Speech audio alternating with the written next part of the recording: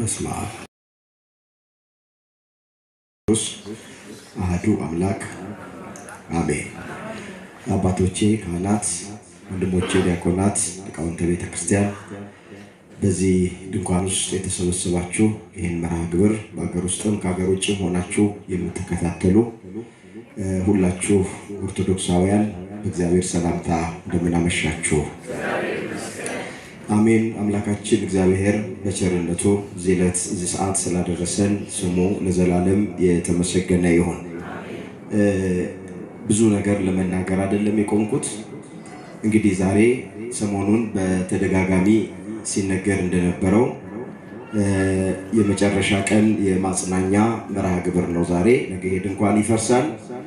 ስለዚህ እንደው ድምጽ ሳናሰማ ምስጋና ሳናቀርብ ዝም ብለን እንዳንሸኝ የተወሰነች ምስጋና ለመናገር ብቻ ነው የቆምኩት፣ ለማስተማር አይደለም የቆምኩት።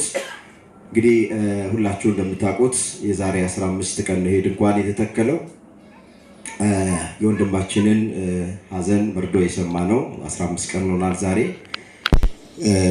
ከዛን ዕለት ጀምሮ እስከ ዛሬ ድረስ እግዚአብሔር በተለያዩ መምህራን በተለያዩ አባቶች አድሮ ሲያጽናናን ሲመክረን ሲያስተምረን ነው የቆየ ነው። ምንም የጎደለብን ነገር የለም።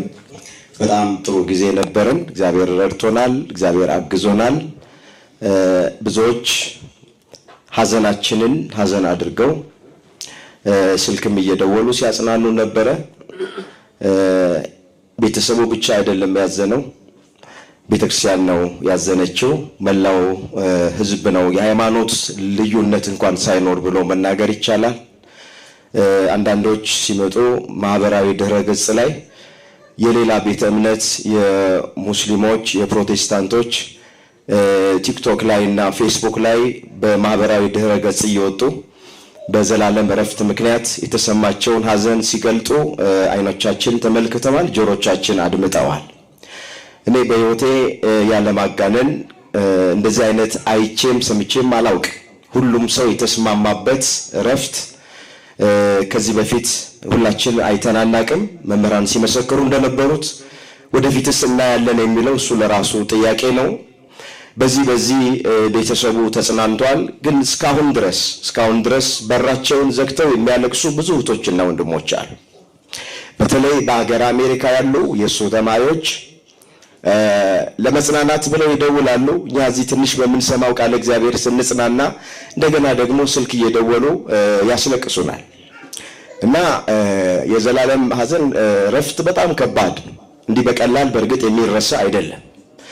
ግን እግዚአብሔር ደግሞ ኃይል እንደሚሰጠን ብርታት እንደሚሰጠን የማጽናናት መንፈሱን እንደሚልክልን እናምነዋለን። የማጽናናችሁ እኔ ነኝ ብሎ የተናገረ አምላክ እንደሚያጽናናን እናምናለን፣ እንደሚያጽናናን ተስፋ እናደርጋለን።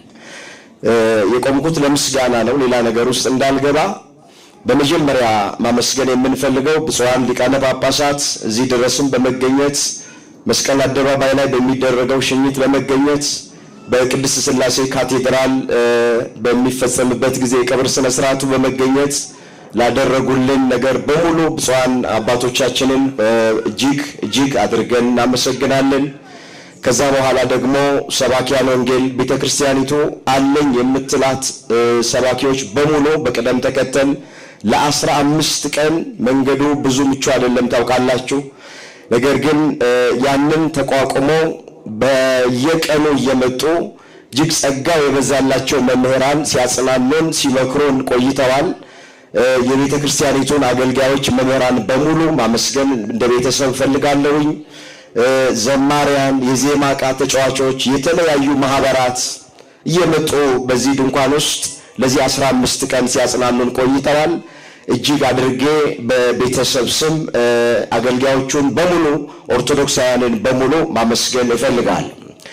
ሌላው በሰሜን አሜሪካ የሚገኙ የርዕሰ አድባራት ደብረ ሰላም ቅድስት ማርያም ቤተ ክርስቲያን ካህናትን፣ የሰንበት ትምህርት ቤት ተማሪዎችን፣ ማህበረ ምዕመናንን፣ ሰበካ ጉባኤውን በእውነት ከልብ ማመስገን እንደ ቤተሰብ እንፈልጋለን።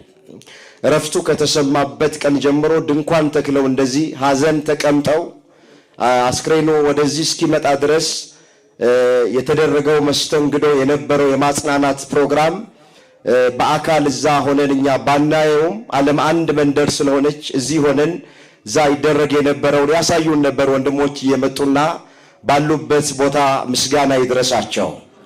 በእውነት እጅግ ደስ ብሎናል። የጎደለብን ነገር የለም፣ ያጣነው ምንም ነገር የለም። ሁሉ ነገር ተደርጓል። እንግዲህ ከዚህ በኋላ ሁላችንም ተስፋ የመቁረጥ ሐዘን አናዝንም። የሚገባውን ሁሉ አድርገናል። ድንኳኑም ነገ ይፈርሳል። ስለዚህ ሁላችንም ወደ ስራችን ነው የምንሄደው ማለት ነው።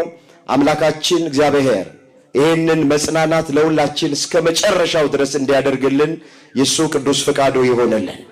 የመጨረሻ ንግግሬ አንዳንድ ሰዎች ስንት ደካሞች ስንት በእድሜ የገፉ ሰዎች እያሉ እግዚአብሔር እንዴት ዘላለምን ይወስደዋል አንዳንዴ እግዚአብሔር ይሳሳታል ወይ ብለው ሲናገሩ ስለሰማው በጆሮዬ ለነሱም ይሆን አንድ መልእክት ብቻ ተናግሬ መልእክቴን መጠቅለል ፈልጋለሁ። የሁላችሁ እመኑ፣ እግዚአብሔር ለዘላለም ከዚህ በኋላ 100 ዓመትም እድሜ መጨመር ይችላል። ሌላ አዳዲስ የሰውነት አካላት እግዚአብሔር ለዘላለም መስጠት ይችላል። ይችላል አይችልም? ምታምኑ ሰዎች ንገሩኝ። ይችላል አይችልም? ይችላል። ሚሳነው ነገር የለም ወገኖቼ። ለእግዚአብሔር እንደ ዘላለም በዚህ ዘመን ሰራተኛ አለ ብዬ እኔ አላምን። ደግመዋል። በዚህ ዘመን እንደ ዘላለም ለእግዚአብሔር ሰራተኛ አለ ብዬ አላምን። ዘላለም ለራሱ የሚሰራው ምንም ነገር የለው።